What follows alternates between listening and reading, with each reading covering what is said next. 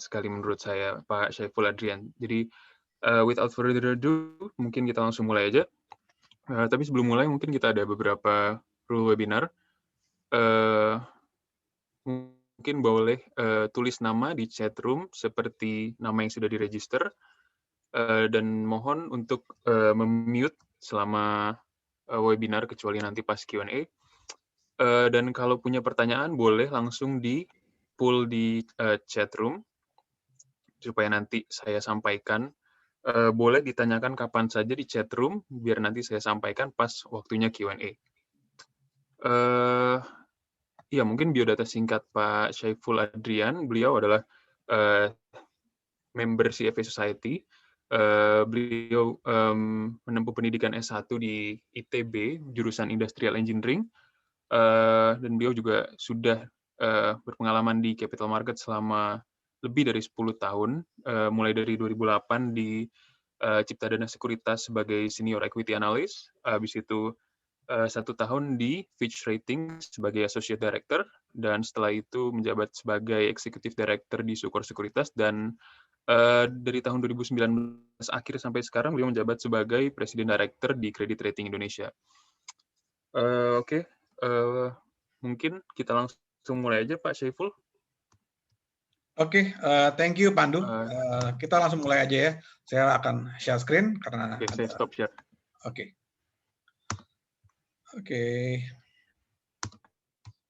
Sorry.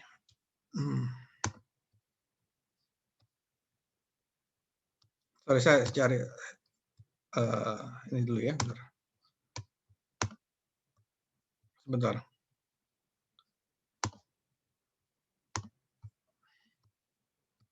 Sebentar, saya buka dulu ya. Sebentar.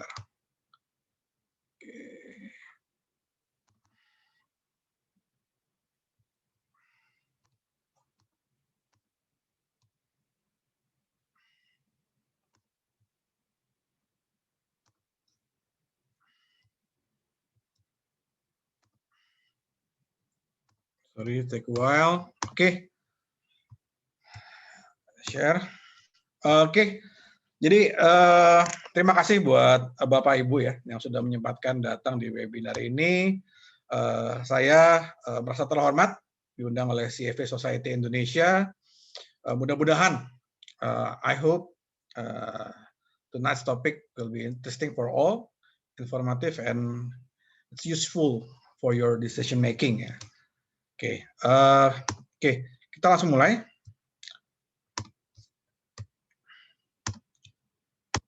Jadi sebenarnya kita sederhana saja. Jadi topik kita malam ini sederhana saja. Kita ingin tahu sebenarnya Indonesia di downgrade atau di upgrade nih. Indonesia di downgrade atau di upgrade. Jadi kalau kita lihat dari 3 global credit rating agencies yaitu S&P, Fitch, dan Moody's, ada 1 credit rating agencies memberikan outlook negatif. Jadi ada 1 yang memberikan outlook negatif kepada Indonesia, yaitu S&P, ya. Di mana 3-tiganya sebenarnya masih sama ratingnya, yaitu triple B. Nah, di webinar ini mudah-mudahan Bapak Ibu tidak hanya mendapat kira-kira jawabannya, apakah nanti akan di downgrade atau di upgrade, tapi di sini saya juga akan memberikan metodologi bagaimana credit rating agency atau dalam konteks ini global credit rating agency ini melakukan proses komite ratingnya sehingga bagaimana menentukan apakah itu di downgrade, upgrade atau di affirm di ratingnya sama ya. Oke, kita mulai. Ya, jadi credit rating agency ya itu sebenarnya sudah banyak mengalami perubahan sejak tahun 2008 yaitu GFC ya, Global Financial Crisis, di mana Dodd-Frank waktu itu mewajibkan untuk global credit rating agency ya menjadi jauh lebih transparan ya, menjadi jauh lebih transparan. Jadi sebenarnya metodologinya itu bisa dengan mudah kita download di website dan kita pelajari. Tapi ya tentu saja kalau kita kurang familiar dengan dasar-dasarnya, ini mungkin akan cukup menyulitkan juga. Makanya Mungkin kita malam ini diskusi biar nanti Bapak Ibu juga mungkin kalau misalnya punya pendapat lain dari saya juga bisa punya dasarnya juga gitu. Oke. Nah, saya pernah bekerja di sekuritas. Ya, saya pernah bekerja di sekuritas di sell side ya.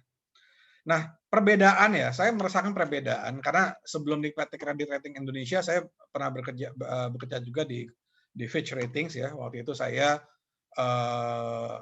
jadi associate director untuk NBFI atau non-bank financial institution untuk Southeast Asia. Nah, saya merasakan sendiri perbedaan antara sekuritas dan credit rating agency. Di mana kalau sekuritas itu cenderung mau ahead of the curve ya. Jadi cenderung mau melakukan, jadi cenderung forecast-nya berubah-ubah secara cepat. Nah, untuk credit rating agency, kesannya adalah behind the curve. Jadi mungkin Bapak Ibu yang memperhatikan juga mungkin berpendapat sama gitu. Jadi kesannya itu lambat dalam melakukan perubahan ratingnya. Nah, ini sebenarnya deliberate atau disengaja. Kenapa? Karena ada mazhab ya di credit rating agency untuk menganalisa itu harus through the cycle. Through the cycle artinya harus tidak ya ratingnya itu tidak terbawa oleh cycle ya, tidak terbawa oleh cycle. Jadi misalnya cycle ekonomi lagi naik, ratingnya naik. Cycle ekonomi atau bisnis cycle lagi turun, ratingnya turun. Jadi diusahakan tidak seperti itu. It is easier said than done gitu ya. It is easier said than done. Nah, through the cycle hanya menangkap tren struktural. Nah, itu lebih mudah dikatakan dibandingkan dilakukan.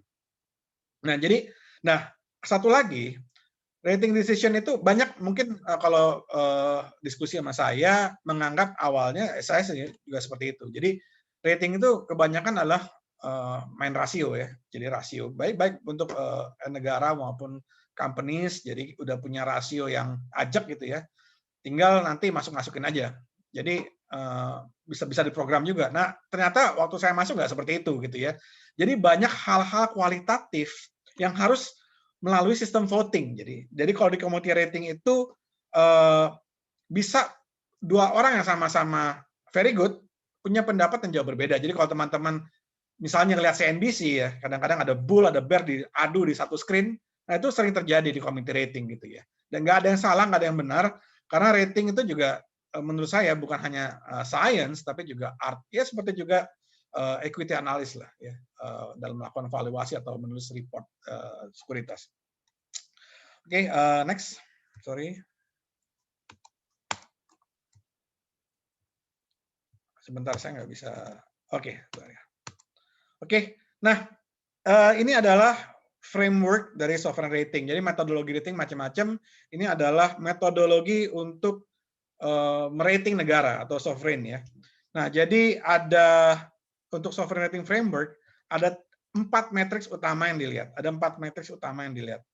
Pertama adalah structural features. Nanti akan dijelaskan apa itu structural features. Itu weight-nya paling besar, sekitar 50-55%. Lalu macroeconomic performance ya, seperti GDP-nya, growth-nya berapa, inflasinya berapa, itu termasuk macroeconomic performance, itu ternyata cuma 10-15%. Lalu public finances ya performa dari finance public ya, seperti budgetnya bagaimana dan segala macam itu cuma sekitar 15-20%.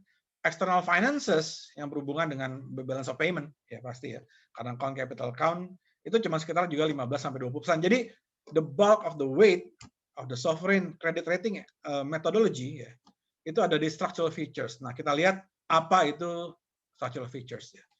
Nah, saya ambil ini metodologi Fitch Ratings ya. Tapi sebenarnya kalau Bapak Ibu atau teman-teman buka di S&P Moody's sebenarnya mirip-mirip, bahasanya aja beda-beda. Tapi cara melakukan ratingnya atau logika dari rating metodologinya sangat mirip-mirip. Jadi structural features yang pertama adalah governance quality, quality dari government ya.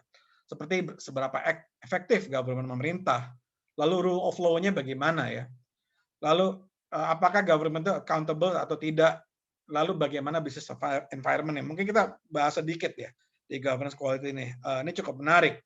Nah, seperti mungkin rule of law. Jadi ya kita tahu ya, rule of law itu memberikan rule of law yang baik ya, memberikan kepastian ya terhadap pelaku bisnis ya.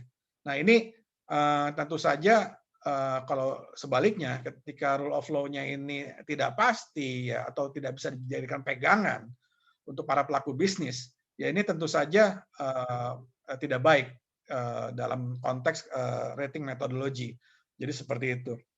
Nah, ada pertanyaan lagi ke saya. Kan di dunia ini ada dua mazhab hukum ya, dua mazhab hukum yaitu yang Anglo-Saxon dan yang European base ya. Ya, jadi mungkin ambil contoh negara Amerika, Inggris, Singapura, lalu di sebelah sananya adalah misalnya seperti Prancis, Jerman. Mana yang lebih baik? Nah, kalau kita lihat dari banyak yang bilang kan ya bahwa sebenarnya kalau untuk Anglo-Saxon base law itu lebih ramah untuk bisnis. Nah, tapi kalau kita lihat dari rating-rating yang tinggi itu tidak juga gitu ya. Jadi tidak juga seperti itu. Sebenarnya bagaimana rule of law itu dijalankan dan kepastiannya lebih seperti itu ya. Lalu accountability. Nah, accountability ini menarik ya. Government accountable terhadap siapa? Government accountable terhadap ya konstituen ya. Konstituennya itu adalah ya rakyatnya. Ya. Nah, timbul pertanyaan seperti ini. Apakah negara demokrasi ya? Apakah negara demokrasi ya itu dianggap oleh credit rating agency lebih baik dibandingkan dengan negara yang non demokratik ya. Nah, tergantung definisi dari demokrasinya. Jadi sebenarnya salah satu lembaga ya, if I'm not mistaken World Bank ya. Jadi mempunyai suatu spektrum dari apakah negara itu demokratis atau tidak gitu ya. Jadi negara yang menganut sistem demokrasi belum tentu demokratis. Bisa ada terjadi full demokrasi. Indonesia ini menurut lembaga itu ya. Saya baru baca tadi siang di Economist. Itu masih termasuk full demokrasi. Ya, yang benar-benar demokrasi seperti Nordic countries, lalu Kanada itu dianggap almost perfect demokrasi. Jadi tergantung bagaimana demokrasi itu sendiri dijalankan. Nah, yang menarik adalah kita tahu sendiri ada kasus yang bukan kasus ya, ada interesting case sekarang dalam hal politik ya, dalam hal mazhab politik yaitu China. Nah, China, apakah China yang tidak menjalankan demokrasi ini dipenalize oleh credit rating agency? Looks like seperti itu ya, looks like seperti itu kalau kita perhatikan ya. Jadi China dalam hal accountability ini sepertinya masih kalau kita baca rating metodologinya masih mungkin dipenalize oleh credit rating agency ya. Kita harus ingat bahwa semua dari credit rating agency, global credit rating agency tiga-tiganya adalah western based gitu ya. Jadi ya pasti prefer demokrasi gitu. Business environment udah jelas, kita nggak usah perberatan lebih panjang lagi. Good business environment yang mendukung pelindungan private property, lalu kemudahan dalam doing business itu jauh lebih disukai dibandingkan tidak. Nah, untuk Global Credit Rating Agency ease of doing business yang dikumpulkan oleh World Bank ya, itu sangat berpengaruh dan langsung dimasukkan dalam skor. Jadi kalau misalnya nanti ease of doing business Indonesia itu naik ya, itu memberikan upward pressure ya, istilah credit rating agency seperti itu, upward pressure terhadap ratingnya. Jadi upward pressure itu belum tentu ratingnya naik atau belum tentu outlook dinaikkan, tapi bobotnya sendiri di dalam modelingnya itu dinaikkan seperti itu. Lalu governance quality, lalu wealth and flexibility. Nah ini mengukur ya tingkat wealth-nya dan flexibility dari ekonominya. Macam-macam dilihat yaitu ya, GDP per kapita, besarnya ekonomi ya, share and wealth GDP ya, besarnya ekonomi, lalu openness ya, savings rate ya. Makin besar dari keempat matriks itu di wealth and flexibility ini makin bagus. Nah, untuk Indonesia sendiri memang GDP per kapita kita masih sekitar 4.000 ya sekarang ya, USD per kapita. Tapi karena Indonesia adalah ekonomi yang besar, ya ekonomi yang besar, kita masuk G20 kalau nggak salah sekarang kalau kita hitung nominal base sekitar di sini ada ekonom pasti lebih tahu dari saya ya, mungkin 15-16 ya. Nah itu dinaikkan ya, jadi di factor in, jadi nggak hanya GDP per kapita tapi besarnya ekonomi juga di-factor in dalam rating metodologi untuk sovereign. Ya. Openness, makin open makin bagus, ya, makin open makin bagus. Kalau introduce capital control atau segala macam itu kurang disukai oleh credit rating agency. Dan savings rate ya tentu saja ya, ini no brainer. Lalu politics ya. Nah, politics ini sangat penting. Kenapa? Karena politics ini bisa driven ya. Kalau teman-teman pernah baca buku Wealth of Nations ya, yang ditulis oleh Dara Acemoglu ya, ekonom dari IMF, ekonom dari MIT, bahwa faktor besar yang menentukan dari performa ekonomi adalah situasi politik ya. Nah, ini ternyata juga dimasukkan oleh credit rating agency seperti political stability, regime legitimacy, lalu war risk ya. Kenapa kalau teman-teman baca report tentang Taiwan atau tentang South Korea, itu pasti selalu dimasukkan dalam rating rasionalnya tentang war risk. Lalu debt payment record. Makanya kalau ada politisi tiap pemilu ya, misalnya kita menyarankan ada moratorium utang ya, atau kita quote on quote ngemplang utang ya, ini sangat berbahaya untuk kita nanti bisa ngutang lagi. Kenapa? Karena ya pasti langsung diturunin oleh credit rating agency rating kita. Nah, yang terakhir dari structural feature adalah financial sector. Ini mostly adalah terutama untuk negara berkembang adalah kesehatan sektor perbankan, gitu ya, kesehatan sektor perbankan dan juga pasar modalnya seperti apa. Ya, kualitas regulasinya, lalu risiko dan instabilitasnya dan segala macam seperti itu ya. Lalu kita sekarang dari structural features kita masuk ke macroeconomic performance ya. Jadi ada 4 ya, dilihat dari framework dari policy-nya, lalu GDP growth ya, lalu inflasi dan exchange rate. Nah, tapi menariknya macroeconomic performance ini cuma 10-15% kalau di rating metodologi dari sovereign. Kenapa? Karena rating metodologi itu selalu top down. Jadi macroeconomic performance ini dianggap hasil dari di atasnya. Di atasnya apa? Yaitu structural features, yaitu bagaimana government-nya ya atau negaranya menciptakan iklim sehingga bisa macroeconomic performance baik. Jadi ini cuma 10-15% seperti GDP growth, inflasi, lalu bahkan exchange rate ya. Seperti itu. Oke. Berikutnya. Nah, ini public finances ini juga menarik. Bagaimana government managing their book ya. Bagaimana government managing their book. Government debt pasti, debt to the GDP, lalu debt tolerance ya. Lalu juga contingent liability. Apa sebenarnya contingent liability? Jadi kita tahu di negara-negara berkembang ya, seperti Indonesia dan juga masih China, banyak state-owned enterprise. Ya, banyak state-owned enterprise. Ini mungkin tidak dihitung sebagai government debt to GDP atau public debt to GDP. Tapi ini harus di-factor in. Ya. Ini harus di-factor in sebagai salah satu contingent. Kenapa? Karena government is always expected ya to carry the burden of state-owned enterprise. Jadi seperti itu. Jadi ini pasti dimasukkan sebagai faktor. Apakah government itu debt-nya banyak atau tidak. Ini juga pasti dimasukkan sebagai faktor. Perusahaan BUMN ya. Nah, seperti itu. Lalu fiscal balance ini clear ya, budget balance to GDP ya, defisit atau surplus. Kalau defisitnya berapa gitu ya. Lalu breadth of revenue base ya. Nah, ini bisa dibilang satu metrik terpentingnya adalah tax ratio. Ya, nanti kita akan bahas, tapi Indonesia ini ya, mungkin teman-teman yang di sini ekonom lebih tahu, mungkin di antara negara Asia paling rendah kali tax rasionya. Konsisten cuma mungkin 10-12%. Tiap tahun seperti itu, nggak naik-naik. Malah kalau saya lihat, saya pernah sekilas lihat chart-nya itu malah cenderung turun ya tax ratio kita.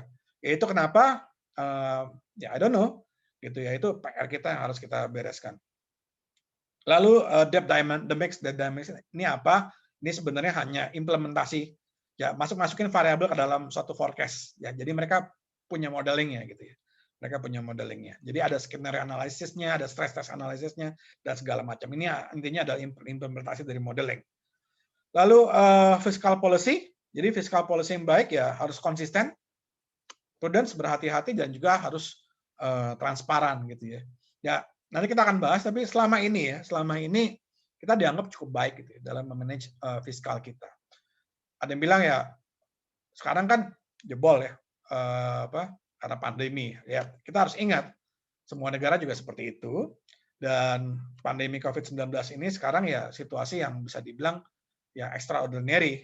Nah itu credit rating agency istilahnya maklum gitu ya, karena mereka melihatnya through the cycle gitu. Mereka through the cycle. Jadi situasi sekarang adalah ya mungkin di bottom dari cycle gitu. Oke, saya presentasi sambil lihat-lihat jam nih karena ada sesi tanya jawab ya, setengah jam. Oke, external finances sekarang, yaitu ya everything about the balance of payment and its dynamics gitu ya. Jadi dilihat karena balance-nya seperti apa ya ekspor lawan importnya seperti apa gitu ya. Ya of course, apalagi buat negara yang banyak pinjam dalam mata uang yang bukan mata uang dia, ya preferably ya surplus ya karena account-nya. Lalu komoditi atau sektor dependence. Indonesia gimana? Indonesia masih dianggap sebagai negara yang cukup menggantungkan diri dari komoditi. Tapi sekarang bagaimana? Sekarang situasinya agak meninggan ya. Kalau kita lihat di ya 10 sampai 15 tahun yang lalu gitu ya. Jadi sekarang kita masih dianggap commodity dependent ya. Mungkin minyak udah nggak terlalu ya. Tapi coal dan CPO masih saya rasa ya.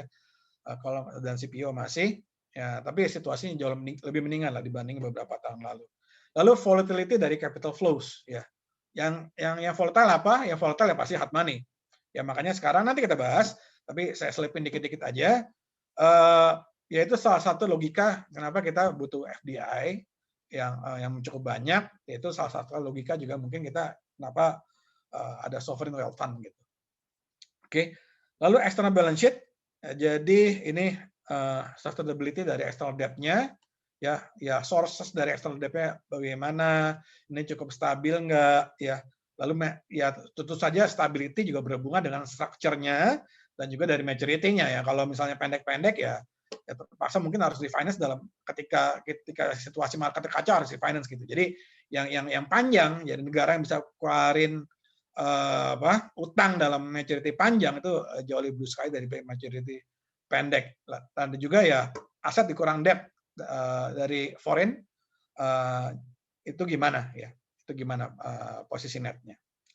Lalu external liquidity ya seperti liquidity rasionya gimana? International liquidity rasionya gimana? Lalu kemauan dari non residents untuk extend credit ya, apakah mereka cukup percaya nih untuk extend credit kita? Lalu ya willingness of non residents to purchase domestic assets. Ya makanya jualan negara secara agresif ya itu cukup penting ya. Ya itu cukup penting ya. Kudos untuk pemerintah sekarang, saya lihat cukup sadar bahwa Indonesia itu bukan hanya suatu ya, saya nggak bilang itu perusahaan ya, tapi kita harus menganggap ini Indonesia adalah Indonesia Inc. gitu ya. Jadi yang harus memang kita iklankan juga, kita marketingkan juga gitu, karena ya teman-teman tahu sendiri, seperti mungkin saham gitu ya, apalagi yang liquidity-nya tadinya nggak banyak, ya ini kan harus di-create juga gitu ya. Liquidity create caranya gimana? Dimarketingin. Ini juga sama negara seperti itu. Oke, next. Nah, ini 1 billion rupiah question atau $1 billion question ya, atau $1 trillion question. Jadi Indonesia gimana nih, di downgrade or upgrade? Tadi Pandu, moderator kita, saya mungkin agak koreksi dikit. Di sini konteks dalam webinar ini saya nggak bilang apakah tahun ini di downgrade atau upgrade, tapi ke depan bakal di downgrade atau di upgrade dulu gitu ya. Ke depan bakal di downgrade atau di upgrade dulu, dan lebih besar mana kemungkinannya? Karena kan it's all about probability kan ya. Gitu. Oke. Nah, ini menarik ya. Ini menarik. Ini ada chart saya ambil ya. Ini adalah historical ratings dari Indonesia yang disematkan oleh S&P. Ya, kita tahu sekarang 3 credit rating agency, tiga-tiganya memberikan triple B untuk Indonesia, ya. Tapi S&P memberikan outlook negatif. Yang dua lainnya Fitch, Moody's outlook masih stable. Nah, kalau Bapak Ibu atau rekan-rekan lihat di sini, ini notes atau titik-titik ini adalah posisi rating Indonesia di suatu waktu ya. Tapi ada beda-beda warna di sini, beda-beda warna. Nah, kalau warnanya biru tua, ya, warnanya biru tua itu adalah outlook positif. Warnanya biru muda itu adalah outlook stable. Warnanya merah itu adalah outlook negatif. Jadi kalau dilihat di sini, mungkin agak menyeramkan ya kalau Bapak Ibu baca chartnya cepat, ini mungkin agak menyeramkan. Kenapa? Karena setiap kali ya, kita lihat di sini chartnya, setiap kali titiknya merah atau setiap kali kasih outlook negatif itu langsung di-follow oleh rating action atau langsung di-cut ratingnya setelahnya. Selalu ya, selalu. Ya, jadi nah sekarang kan S&P sudah kasih kita outlook negatif ya. Apakah pasti dalam waktu 6 bulan atau setahun ke depan ini kita pasti akan dipotong, at least oleh S&P ya, karena S&P yang baru keluarin outlook negatif. Bisa ya, bisa tidak. Tapi my gut feeling ya kita bisa bilang forecast lah ya, estimate, tidak semudah itu ya. Nah, kita harus lihat konteks di sini. Kita harus lihat konteks. Ya, ketika merah-merah ini ya, titik merah-merah ini atau outlook negatif ini berkumpul di suatu masa, yaitu ketika kita mengalami monetary crisis atau krisis ekonomi 98. Jadi kita tahu ya, krisis ekonomi 98 itu dimulai kan sebenarnya akhir tahun 97 atau 97 itu kita udah goyang-goyang. Sampai masih kerasa tuh sampai tahun 2000-an ya, 2000-an awal, 2000 2001 itu waktu zaman Presiden Gus Dur. Nah, ya wajar, jadi wajar. Jadi ada reason-nya. Gitu mereka kasih negatif outlook langsung dengan yakin potong rating. Tapi saat ini tidak. Saat ini tidak. Situasinya adalah kita atau region kita itu nggak suffer sendirian ya.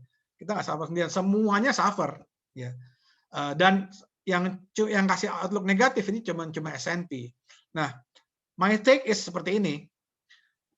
Kalau kita bisa melewati pandemi ini dengan baik ya bukan tidak mungkin tidak terjadi gitu. Bukan tidak mungkin tidak terjadi. Tapi ya kita lihat dulu karena masih ada slide berikutnya ya. Jadi Bapak Ibu bisa memberikan pertimbangan sendiri. Ya. Nah, ini adalah strength dan weakness di mata credit rating agency dari Indonesia ya. Di mana S&P, Fitch, Moody's sama aja. Ya, melihatnya sama aja. Strength kita apa? Yang kotak biru, strength kita apa? Kita jadi growth outlook kita untuk medium term ini masih cukup favorable ya. Kita emerging market dan pasca krisis ekonomi kita ya hampir selalu deliver growth yang cukup lumayan ya. Ya ekspektasinya di tahun 2021 dan 2022 ini rebound 5-6% growth-nya ya. Per tahun GDP growth. Nah, lalu government debt to GDP. Jadi government debt to GDP kita masih cukup rendah. Jadi tahun 2020 masih level 37%. Lalu kalau negara-negara lain yang di triple B ya, area triple B itu 52%, ya, 52%. Jadi kita masih di bawah negara-negara sejenis ya, negara-negara yang sama-sama triple B. Lalu jangan lupa tadi saya juga sudah diskusikan yaitu ekonomi besar, large economy. Bahkan diekspektasikan kita dalam satu dekade ke depan ada kemungkinan cukup besar kita itu masuk ke 10 ekonomi terbesar di dunia gitu ya. Lalu mengenai monetary and fiscal policy stance kita, ini menarik. Kita masih dianggap ya oleh Global Credit Rating Agency itu cukup disiplin ya, cukup disiplin dalam bank sentral cukup disiplin, lalu Kementerian Keuangan cukup disiplin, mungkin Sri Mulyani cukup disiplin, ya seperti itu. Jadi dikasih kredit lah sama Global Credit Rating Agency. Gitu. Nah, healthy banking system. Banking system kita gimana? Ya satu kata singkat, healthy. Lihatnya dari mana? Lihatnya dari capital adequacy ratio kita masih di level 22% gitu ya. Jadi kalau dibandingkan sama ya satu region aja di Asia, ini kita termasuk yang salah satu paling tinggi. Gitu. Nah, weakness-nya, kelemahannya, ini yang merah, low GDP per kapita. Ya, low GDP per kapita. Jadi kita, maaf, kalau dibandingkan dengan yang sejenis ya. Jadi kalau kita dibandingkan dengan yang sejenis yang sama-sama triple B, nah ini kita di bawah ya. Kita 4.000, kalau negara-negara triple B lainnya itu mediannya 10.000. Jadi kita di bawah yang sejenis. Lalu high dependence of external financing. Ya jadi ya kita tahu ya, cuman sesekali aja gitu kita surplus ya. Surplus pun juga kadang-kadang karena ekspornya turun, impornya turun lebih dalam seperti sekarang. Tapi biasanya kita negatif ya. Kita negatif ya. Karena account kita defisit, negatif, dibiayai oleh capital account kita yang juga hampir selalu surplus. Ya ceritanya begitulah kira-kira. Lalu low tax ratio seperti kita sudah diskusikan tadi, cuma 11% dan stubborn di situ. Gitu. Stubborn di situ. Masuk paling rendah di Asia Pasifik. Nah, lalu lagging structural features ya. Jadi yang salah satu paling penting dari structural features ini adalah ternyata matriksnya adalah ease of doing business ya. Ease of doing business ranking. Nah, kita tuh ada di percentile 61. Ya, triple B median ada 71 percentile. Jadi kita bahkan dibandingkan dengan sama-sama triple B, kita masih di bawah. Ya. Dan kalau teman-teman perhatikan dalam seminggu atau 2 minggu terakhir ini ada berita cukup menarik, yaitu apa? Yaitu peringkat corruption perception index kita diturunkan ya. Skornya juga diturunkan dari 40 ke 37. Peringkatnya turun jauh dari 80-an ke di atas 100 sekarang gitu. Jadi ya ini pasti juga diperhatikan ya oleh Global Credit Rating Agency. Oke, next. Yang jam berapa? Oke, saya kelewatan sedikit 2 menit, nggak apa-apa ya. Saya terusin. Nah, ini case-nya ya, skenario-nya. Di upgrade atau di downgrade. Nah, saya langsung aja. My take ya, is my estimate, my gut feeling, tidak akan ada upgrade sebelum tahun 2024. Ya, tidak akan ada upgrade sebelum tahun 2024. Kenapa? Ya, alasannya simple. Sekarang lagi pandemi, ya, situasi lagi sulit, ya, balance sheet kita lagi menggelembung, utang kita lagi cukup menggelembung, ya susah juga mau dikasih upgrade. Ya, S&P udah kasih outlook negatif, ya pasti nggak secepat itu mereka kalau mau upgrade juga gitu ya. Jadi sebelum tahun 2024 tidak akan ada upgrade ya. Nah, apa yang bisa menyebabkan upgrade? Ya ini kalau ada dua hal menarik ini ya, Omnibus Law dan implementasi dari Sovereign Wealth Fund. Omnibus Law-nya berhasil nggak diimplementasikan? Sovereign Wealth Fund-nya jadi nggak tuh barang? Berhasil nggak? Nah, kalau ini berhasil dua-duanya, ada kemungkinan cukup besar setelah tahun 2024 kita bisa di-upgrade ya. Ya, karena ya seperti itu tadi, structural features tuh sekitar 50-55% di credit rating kriteria atau sovereign. Jadi itu it's a strong case ya. Kalau dua itu dianggap berhasil, kita untuk dinaikkan ratingnya.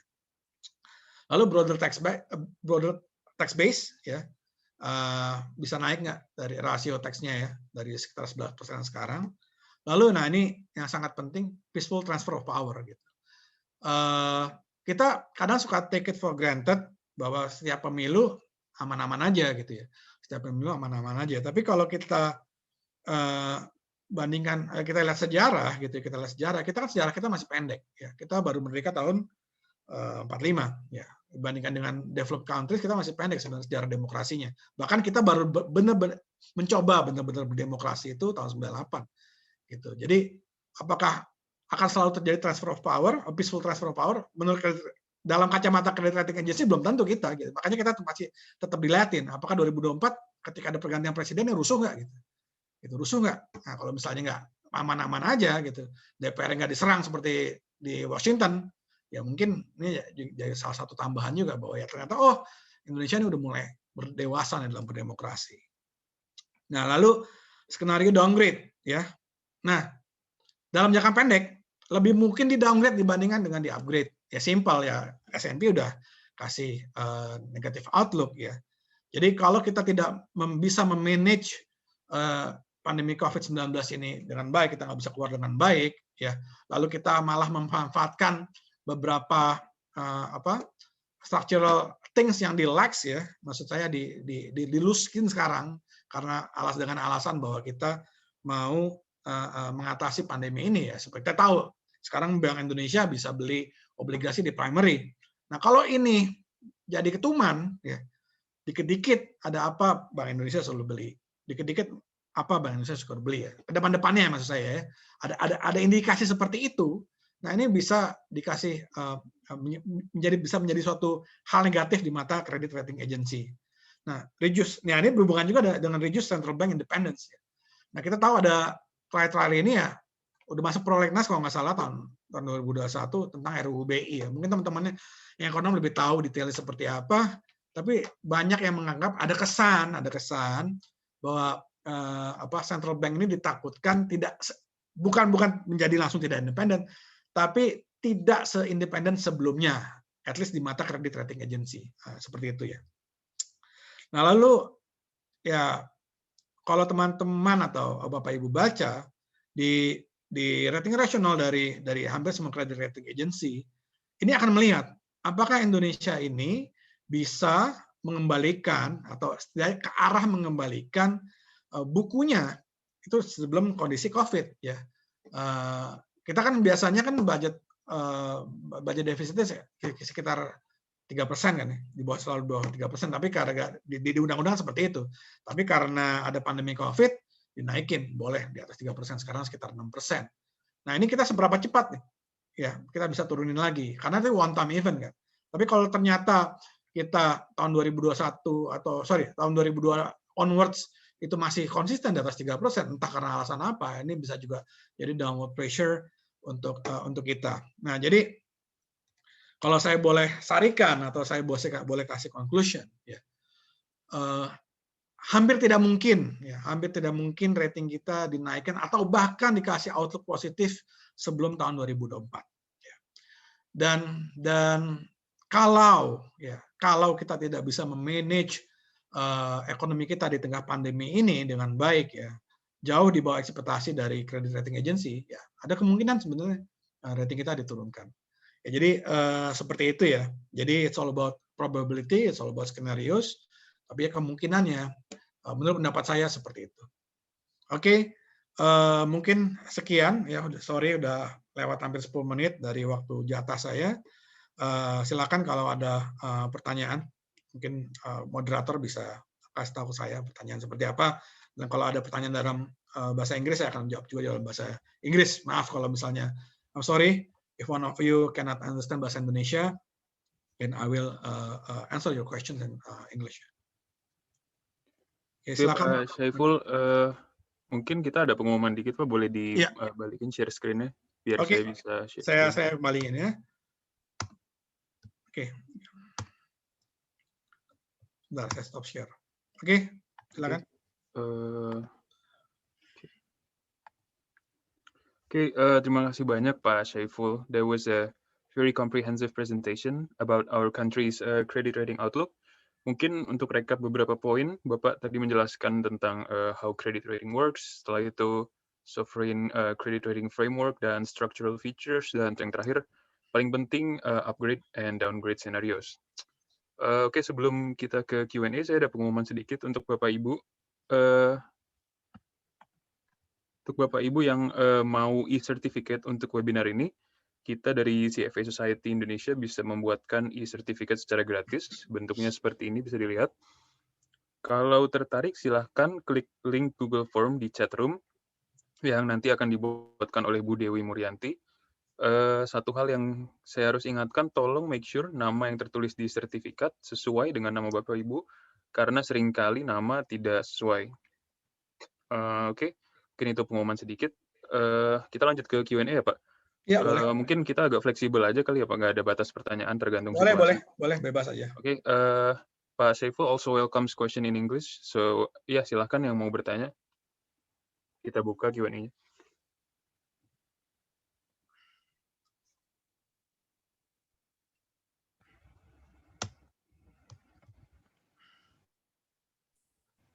Malam, Pak Sariful. Ya, Ya, ini Steve, Pak. ya, selamat malam Pak Steve. Iya, Pak.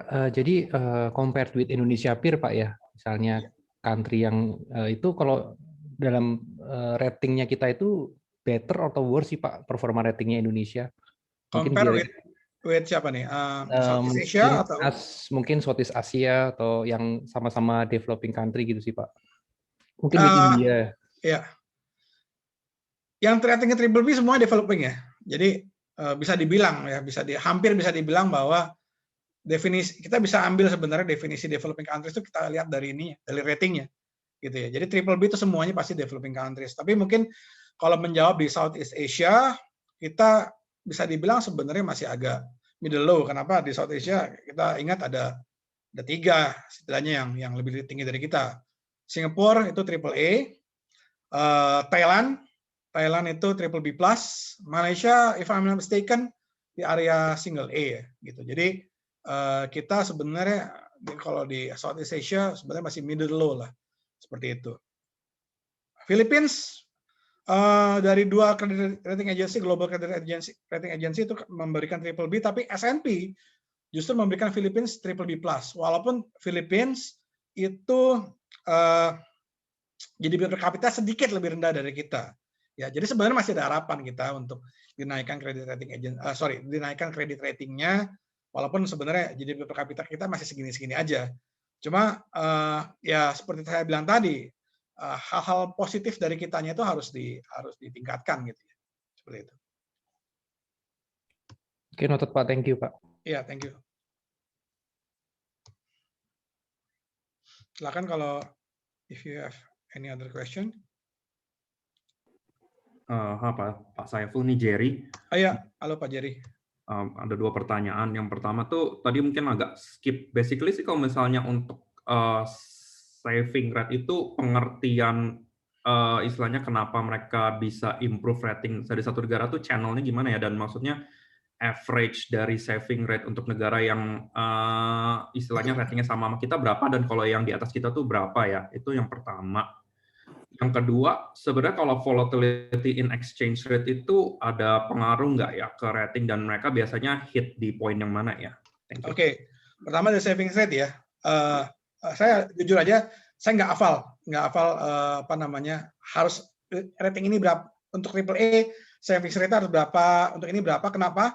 Karena di credit rating agency itu matriksnya sangat banyak, dan kadang-kadang ada hal-hal yang tidak langsung diberikan. Misalnya contoh seperti ini, misalnya 40% ya savings rate-nya, ini langsung ratingnya segini enggak, karena banyak dilihat faktor lainnya. Tapi the more the merrier gitu ya, makin tinggi makin bagus. Kenapa? Karena ya savings rate yang bagus ya pasti akan ini ya potensi untuk driven the growth-nya itu bisa lebih tinggi. Karena kan kita tahu yang drive jadi GDP itu sebenarnya engine-nya kan sebenarnya bukan consumption hasil kan ya. Tapi ngedrive itu kan investment sebenarnya.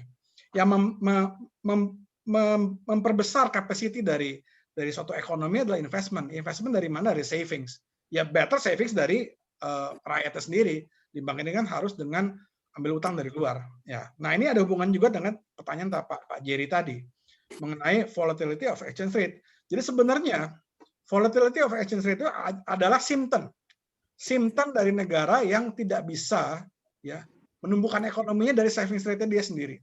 Ya, jadi itu sebenarnya simptom ya. Ya tentu saja strukturnya kita harus lihat. Apakah yang banyakan itu hot money atau FDI? Ya kalau banyakan hot money pasti kayak kita sekarang volatile exchange rate-nya. Kira-kira seperti itu Pak jawabannya. Jadi FX itu bisa dibilang kayak indirect variable lah ya dari ya. beberapa poin-poin lain kayak betul financing ya. Ya. Kalau istilah badan ya itu demam ya. Badannya demam 38 derajat, 39 derajat, tapi kan bisa demam karena COVID, demam karena flu biasa. Nah, kira-kira itu Pak. Itu simptom Pak sebenarnya. Exchange rate volatile itu sebenarnya lebih kepada simptom dari penyakit-penyakit lain. Got it. Thank you. Ya, thank you. Oke. Cukup banyak Pak, pertanyaan. ini ada beberapa pertanyaan di chatroom, mungkin saya sampaikan aja. Nggak apa-apa. Kita feel free aja. Oke, pertama dari Pak Bilawal Zandra Faris, beliau nanya, apakah kondisi industri di suatu negara mempengaruhi sovereign rating? Lalu bila iya, industri apa di Indonesia yang sedang berisiko tinggi ya Pak? Dan mempengaruhi sovereign rating, sorry. Ya, jadi struktur industri ya. Struktur industri di suatu negara itu pasti mempengaruhi rating karena ya mempengaruhi struktur ekonominya. Sebagai contoh, saya kasih sebagai contoh ya. Negara yang mengandalkan misalnya minyak gitu ya. Dia mengandalkan minyak. Ya pasti ekonominya akan jauh lebih volatile dibandingkan negara yang mengandalkan sophisticated service sector ya. Sophisticated service sector, companies-nya global companies banyak di mana-mana tersebar gitu ya. Jadi seperti itu. Jadi struktur dari industrinya itu pasti mempengaruhi ratingnya. Lalu tadi pertanyaan kedua adalah industri mana yang berisiko dan mempengaruhi rating ya? Sebentar Pak. Nggak Bila gitu. iya, industri apa di Indonesia yang sedang berisiko tinggi dan bisa mempengaruhi sovereign rating kita? Industri apa yang sedang berisiko tinggi? Ini mungkin agak di luar konteks berarti sovereign rating, tapi nggak apa-apa, saya jawab aja. Sekarang itu kan masalah pandemi COVID-19 itu adalah sebenarnya yang imminent ya. The imminent problemnya liquidity kan. Ya. Mungkin sebenarnya potensi masih besar di depan, tapi karena bank shut their doors gitu ya, lalu beberapa dari industri itu asetnya tidak mudah dilikuidkan ya untuk membayar kewajiban ya. Kira-kira industri-industri semacam itu yang mungkin agak lebih bermasalah sekarang ya. Makanya properti kemarin di puncak-puncaknya pandemi sekarang masih jauh lebih lumayan ya. Itu cukup challenging lalu ya. Lalu yang kedua adalah multi finance. Waktu di puncak-puncaknya pandemi cukup challenging gitu. Jadi beberapa industri cukup challenging, tapi sekarang sudah cukup lumayan. Tapi kalau konteksnya adalah sovereign rating, industri yang kalau kita perhatikan, kalau kita plot revenue itu volatile, itu pasti akan memberikan tambahan volatility bagi GDP-nya, seperti bagi GDP negara itu. Kira-kira seperti itu jawabannya. Oke Pak. Ada beberapa pertanyaan lagi di chatroom ini selanjutnya dari Pak Amir Sumardi. Ya. Beliau menanya, apakah kredit rating Indonesia dapat berpengaruh terhadap IHSG ya Pak? Oke, apakah kredit rating Indonesia bisa berpengaruh terhadap IHSG? Ya bisa berpengaruh. Kenapa? Karena gini, kalau asumsi saya bukan asumsi, IHSG itu kan saham ya, kumpulan saham-saham ya. Jadi value dari suatu company atau value equity atau saham dari suatu company itu kan sebenarnya fungsi dari cash flow di masa depan dan apakah cash flow itu benar-benar bisa direalize atau tidak. Itu kan berarti resiko kan. Resiko. Jadi fungsi dari return and risk. Nah, credit rating suatu negara itu bisa dilihat sebagai agregat resiko dari ya semua kegiatan ekonomi di negara tersebut. Jadi kalau misalnya nanti ya jangan sampai knock ya. Tapi kalau misalnya nanti Indonesia di downgrade ratingnya, ya ini sudah pasti ambruk IHSG. Ya at least for a while. Seperti itu kira-kira. Oke Pak, selanjutnya dari Pak Arfi Raul, beliau nanya, kriteria apa saja yang dilihat dari rating agencies untuk menilai tingkat keberhasilan sovereign wealth fund? Sovereign wealth fund ya. Jadi sovereign wealth fund ini kan sebenarnya bisa dibilang holding companies ya. Holding companies, it's not operating companies. Jadi yang dilihat itu adalah kesuksesan dari operating companies di bawahnya ya. Jadi kesuksesan dari operating companies di bawahnya dan juga bagaimana aliran cash flow antara operating companies di bawahnya ke sovereign wealth fund-nya. Jadi yang dipakai ini adalah rating kriteria untuk holding company, baik itu holding company biasa atau holding company yang berbentuk sovereign wealth fund sebenarnya sama aja. Itu kira-kira jawaban singkatnya. Oke Pak, terima kasih. Selanjutnya dari Pak Hendra Sugandi. Beliau nanya, Pak Syaiful, pada dasarnya dalam keadaan pandemi ini, practically seluruh negara agak laxing, tanda kutip, dalam fiskal disiplinnya ya Pak. Do you think the agencies would lower the bars kalau tidak bisa resiko jadi downgrade tsunamis kan?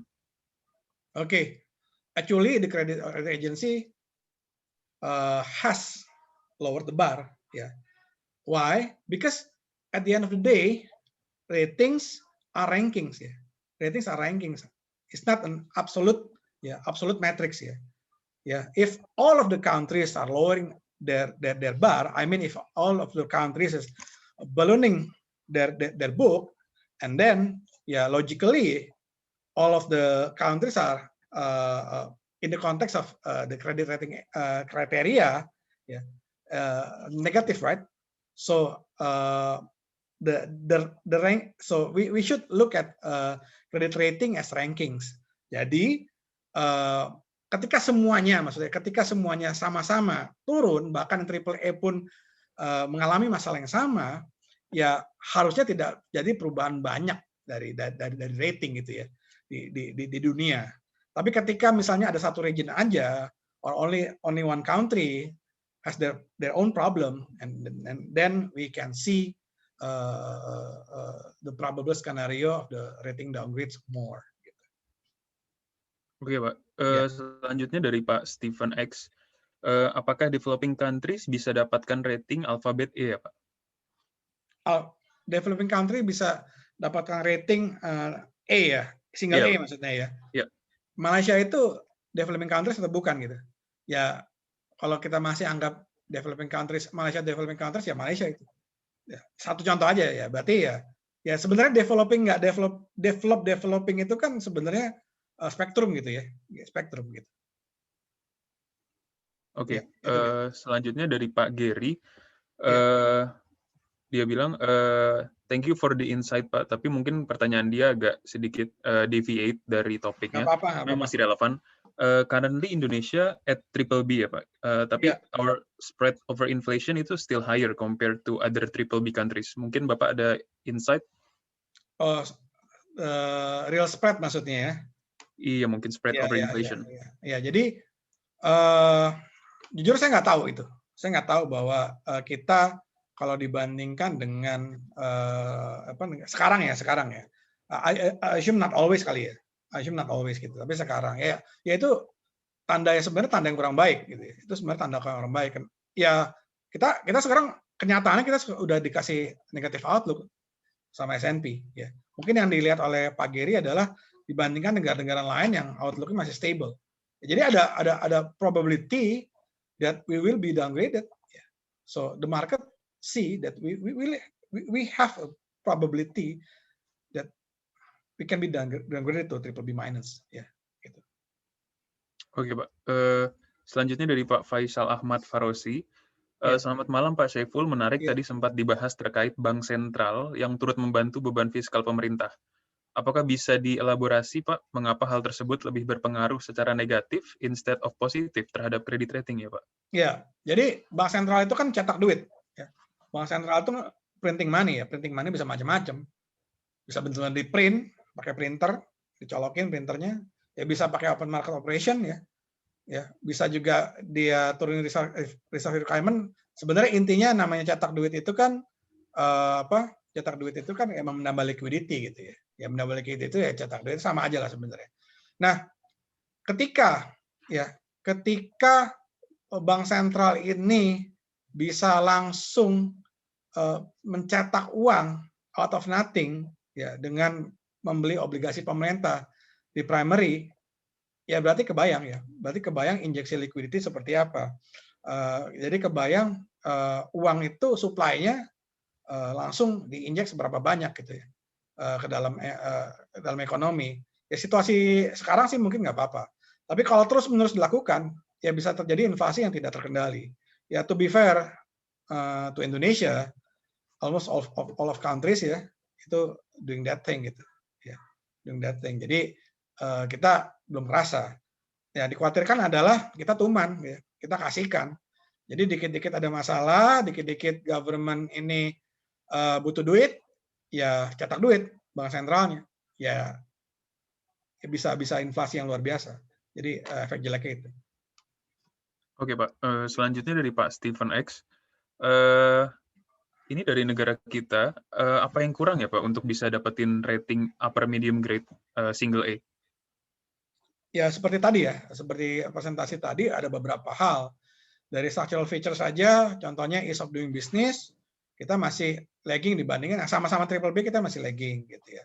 Lalu dari GDP per kapita kita juga dibandingkan negara-negara yang sama-sama triple B kita juga masih lagging. Mediannya sama-sama triple B itu 10.000, kita baru 4.000, jadi masih cukup jauh gitu. Jadi PR sebenarnya masih cukup banyak sebelum kita bahkan bisa triple B plus. Kita untuk dapat triple B plus tuh PR juga masih banyak. Apalagi kalau kita talking about area single A, yaitu area Malaysia. Malaysia berapa? Kalau GDP per kapita kan udah di atas 10.000 Malaysia, 12.000 kalau saya nggak salah. Mungkin ekonomi ini bisa correct me if I'm wrong. Tapi Malaysia tuh udah di atas 10.000. Jadi seperti itu ya. Jadi masih banyak PR lah. Makanya kadang-kadang rating ini mirip saham kan. Saham ada istilah gini kan. Ada adage gini ya. Bull ya takes up the stairs ya. But bear comes out from the window. Ya rating juga gitu. Rating kalau ada apa-apa dia turun cepat seperti tadi Bapak Ibu lihat ya S&P turunin kita waktu kita ada monetary crisis cepat, tapi giliran naikin lambat banget gitu, berdekade-dekade. Ya makanya seperti itu. Makanya masih lama lah. Kita triple B plus itu masih lama. Gitu. Oke Pak, terima kasih. Selanjutnya dari Pak Ahmad, ini berkaitan tentang surat berharga nih Pak. Jadi menurut Bapak, apakah sovereign rating itu akan menjadi salah satu referensi lembaga rating dalam memberikan rating pada surat berharga yang diterbitkan perusahaan? Karena dia juga tadi bilang, tadi Pak Syaiful kan menyampaikan hampir pasti tidak ada kenaikan, hampir pasti sampai dengan tahun 2024. Kira-kira outlook negatif tersebut, Indonesia ya? Ya, untuk Indonesia betul. Kira-kira outlook negatif tersebut, menurut Bapak akan benar-benar terjadi atau turun rating tidak di tahun mendatang dengan mempertimbangkan kondisi saat ini ya, seperti effort yang telah dilakukan pemerintah atau BI? Ya, jawaban singkatnya saya ulang lagi, saya melihat hampir ada kemungkinan kita dinaikin sebelum tahun 2024. Lalu mengenai diturunkan ada kemungkinan, tapi in my opinion the probability is less than 50%. Gitu ya. Itu menjawab pertanyaan nggak atau ada pertanyaan lagi? Atau tadi saya kurang perhatikan ada cukup Pak, saya belum jawab tadi. Cukup, terima kasih. Cukup Pak, cukup. Cukup ya. Oke, selanjutnya dari Bu Desi. Pak, untuk industri yang high investment cost seperti infrastructure, di mana masih cukup tinggi ketergantungannya sama pendanaan luar negeri, view Bapak bagaimana ya Pak pengaruh kredit rating di Indo jika di downgrade terhadap pendanaan infrastruktur di Indo? Oke, berarti ini kan masalah market ya, masalah udah kejadian ya, jadi udah di downgrade. Ya kalau sudah di downgrade, berarti kan kita dipandang resiko kita besar gitu ya, lebih besar dibandingkan sebelum di downgrade. Dan kita tahu infrastruktur itu ya mau be it itu airport, be it itu pelabuhan atau roads segala macam, itu kan investasi jangka panjang. Nah, investasi jangka panjang butuh kepastian yang lebih dibandingin yang lebih pendek gitu ya. Jadi akan cukup menyulitkan kalau kita sampai di downgrade. Usaha kita untuk menarik dana ya nggak hanya hard money, FDI juga gitu. FDI pasti juga harus mikirin risiko kan, dan proxy dari risiko ya pasti mereka lihat paling gampang kredit rating gitu. Ya akan cukup menyulitkan kalau kita sampai di downgrade gitu. Oke Pak. Selanjutnya dari Pak Hendra Sugandi, sorry. Jadi theoretically triple A post pandemi itu would not be the same triple A anymore nih Pak, tanda kutip. Nah ini menarik, ini pertanyaan bagus menurut saya. Jadi standarnya turun, ya. Jadi benar standarnya turun karena itu kan kayak gini. Jadi rating itu seperti menilai mahasiswa di kelas. Bukan menilai mahasiswa di kelas, meranking anak SD. Ya, ranking 1, ranking 2, ranking 3, ranking 4. Ya, harus ada rankingnya kan? Ya, dari 40 anak harus ada rankingnya. Ranking 1 sampai ranking 40.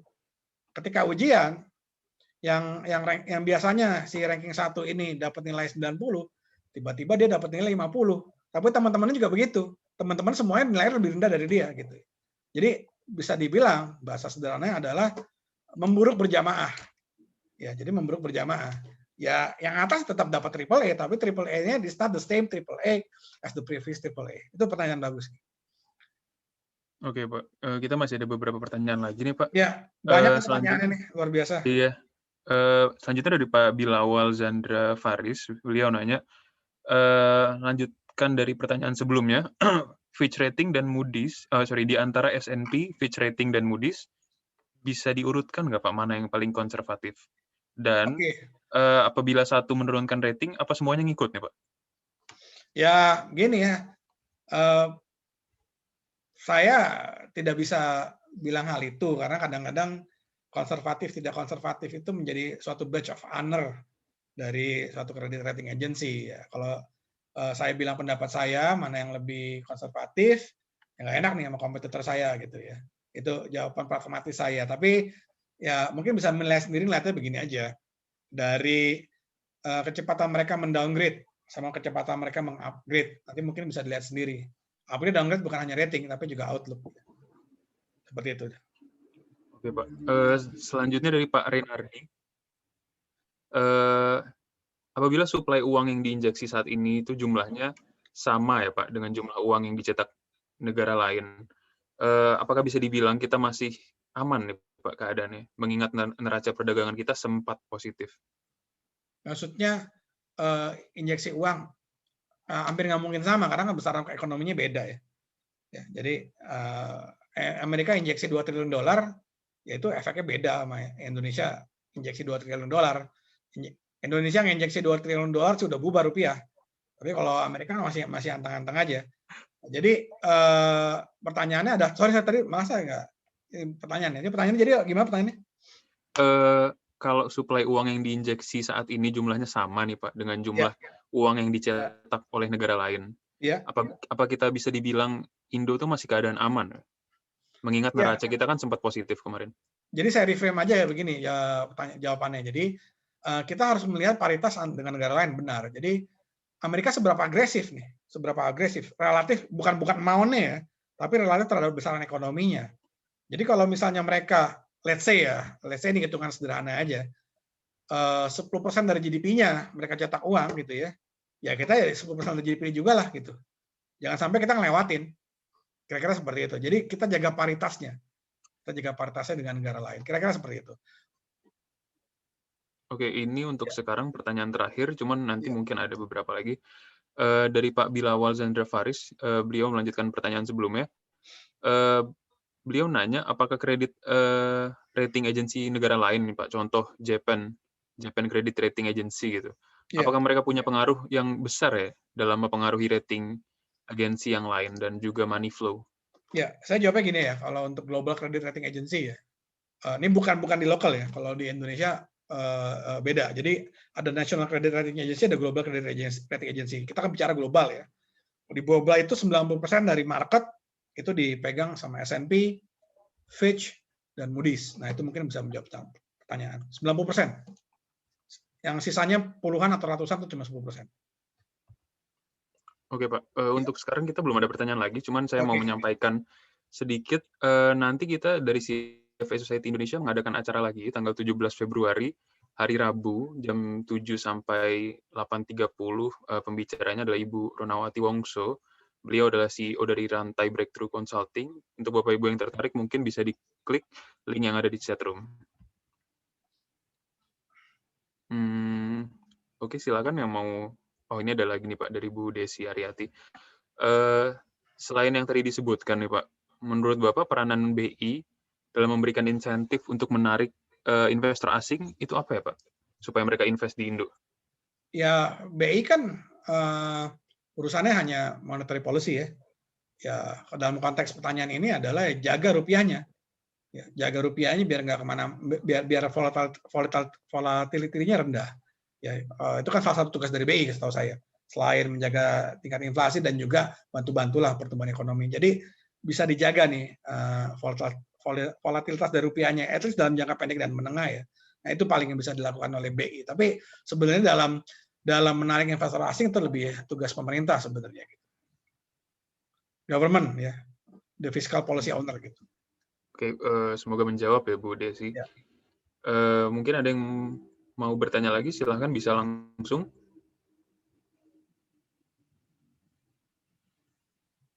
Kita tunggu bentar ya Pak. Ya.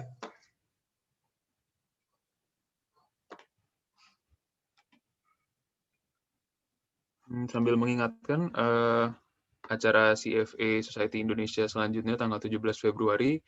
Untuk Bapak Ibu yang tertarik, bisa baca di chat room. Kita ada link untuk registrasinya, silakan. Sepertinya udah nggak ada lagi nih Pak yang nanya. Ya oke, nggak apa-apa kan, sampai jam 8 kan? Oh ini ada terakhir nih. Ya. Oh udah tadi. Mungkin Pak Rahmat sama Bu Dewi dari CFA Society ada yang mau nambahkan sedikit? Pak Rahmat masih di mute tuh Pak. Ya. Saya rasa cukup. Terima kasih ke Pak Saiful atas presentasinya. Kalau ada yang masih mau tanya, bisa langsung aja di unmute buttonnya. Kalau enggak ya Pak Saiful ada penutup mungkin? Ya, ya penutup saya cuma mau berterima kasih kepada semua yang hadir, kepada seluruh jajaran CFA Society Indonesia. Ya semoga acara-acara seperti ini bisa lebih sering diadakan ya Pak ya, dari CFA Society Indonesia, karena ya sharing seperti tadi Pak Rahmat bilang, dari kita untuk oleh kita untuk kita gitu. Thank you. Oke. Ya. Kalau tidak ada yang lain ya mungkin kita akhiri di sini. Oke. Bu Dewi bagaimana Bu Dewi? Sudah cukup Pak. Oke, terima kasih semua. Selamat malam. Selamat Selamat malam. malam, terima kasih. Ya, terima kasih.